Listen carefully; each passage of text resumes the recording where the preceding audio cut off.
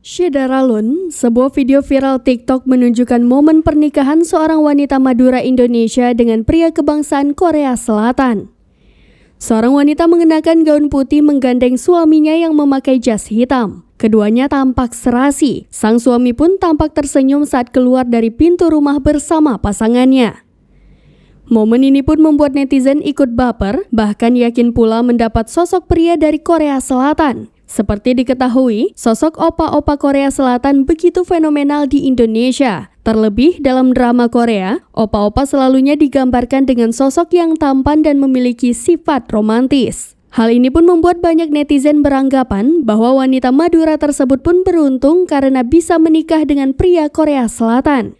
Bahkan dikabarkan pernikahannya pun viral di media sosial. Sebuah akun TikTok @rizky_amalia mengunggah momen tersebut pada Senin 21 November 2022. Momen tersebut pun viral dan mendapat reaksi dari netizen. Bahkan telah ditonton hingga 2,1 juta kali di TikTok.